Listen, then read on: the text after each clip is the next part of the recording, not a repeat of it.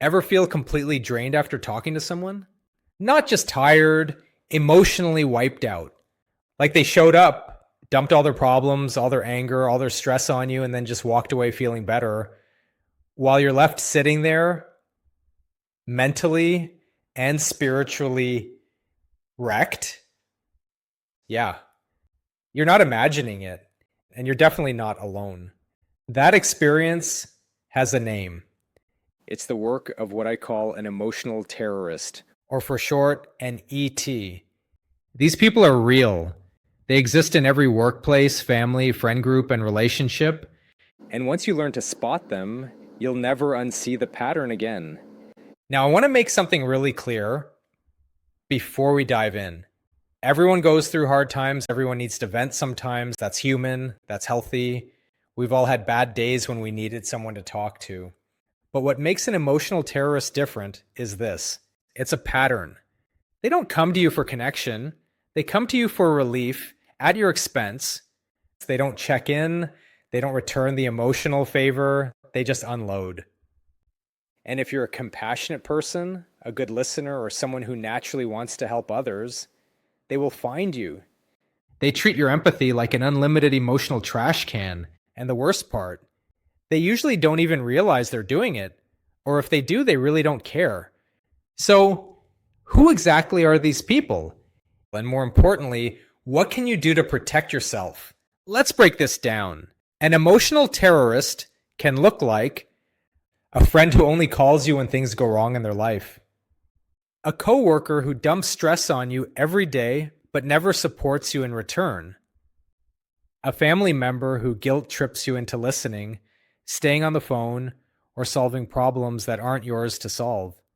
You know what's missing in all of those dynamics? Balance. Mutual support, reciprocity, respect. And that's why ETs are so damaging, because they violate your boundaries in subtle emotional ways.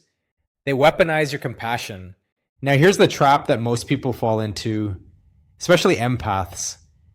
Empaths are incredibly attuned to the emotions of others. They feel things deeply. They want to help. They don't want people to suffer. So when someone comes to them in pain, even if it's manipulative pain, their instinct is to fix, to listen, to soothe. But that instinct can be used against you. If you're an empath or a sensitive person, you are the number one target for emotional terrorists. Why? Because you're less likely to say no. You're more likely to make excuses for bad behavior, and you often take on emotional burdens that were never meant for you in the first place. And over time, what happens? You start feeling chronically tired even after a full night's sleep, mood swings that aren't yours, dread when you see their name pop up, resentment bubbling underneath your kindness. This isn't just emotional fatigue, it's emotional trauma through repetition. Let's take a closer look at a few types of emotional terrorists you might recognize in your own life. First, we have the energy vampire. This person thrives on drama, chaos, and negativity. They can't have a conversation without complaining, criticizing, or catastrophizing. And after every interaction, you feel like your soul has been wrung out like a sponge. Next, there's the professional victim. Nothing is ever their fault. Everyone's always against them. But they constantly need rescuing, and they always position themselves as helpless, while you play the role of therapist, rescuer, or emotional dumping ground. Then we have the martyr. This one is tricky because they often appear selfless. They go on and on about how much they do for everyone, how tired they are, how underappreciated they feel. And somehow, they always make you feel guilty if you don't listen, help, or sympathize on demand. These people are often very charming at first. They can come across as vulnerable or funny or charismatic. But behind the surface is a very clear pattern. They take, they do not give. And the longer you tolerate it, the more your own well-being deteriorates. So how do you break the cycle? How do you stop absorbing what's not yours? It starts with awareness. Start paying attention to how you feel after a conversation, not just during it. Does your body feel tense? Do you feel irritable, anxious, or heavy? Do you find yourself thinking about their problems hours later while they've already moved on? That's the first red flag. Next, you need to give yourself permission to protect your peace. And I really want you to hear this. You are not a bad person for saying no. You're not cold-hearted for setting a boundary. You're not cruel for protecting your energy. What's actually cruel is expecting someone to be available for your pain 24/7 without regard for their capacity. And emotional terrorists do that. Here's how you start taking your power back. Step 1, name it. Recognize who in your life fits this pattern and make a list if you have to. Awareness is the first tool in your emotional survival kit. Step 2, reframe your role.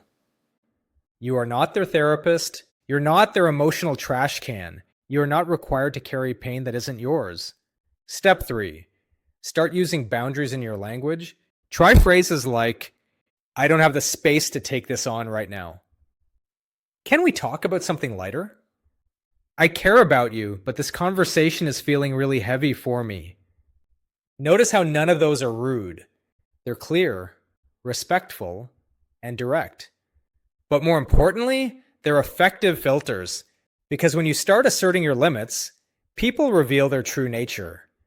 Some will respect your boundary, some will even appreciate your honesty, and some will get defensive, angry, or try to guilt trip you. That's when you know they weren't in it for connection. They were in it for control.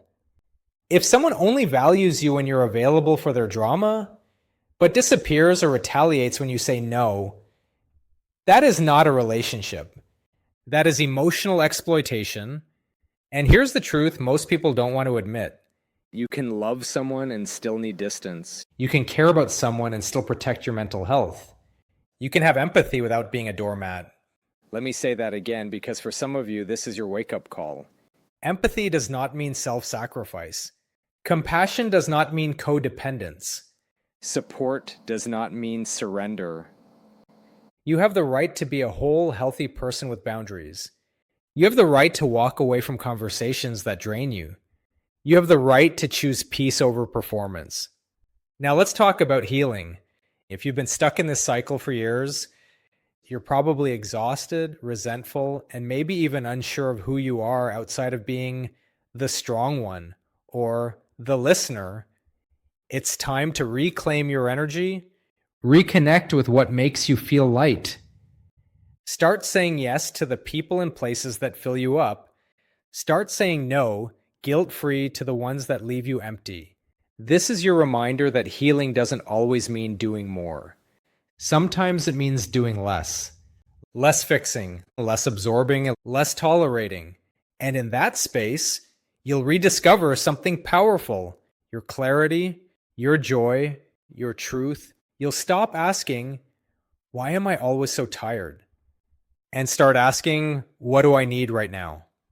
And that's how you take your power back. So the next time an emotional terrorist tries to beam down their drama into your world, you can say, no, thank you. I'm not taking that on today.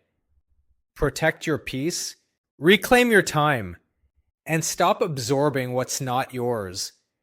You're not here to carry everyone else's emotional baggage. You're here to live fully, freely, and without apology. This has been Mr. International. Thanks for listening. If this resonated, share it with someone who needs the reminder. And until next time, stay grounded, stay strong, and don't let the ETs steal your light.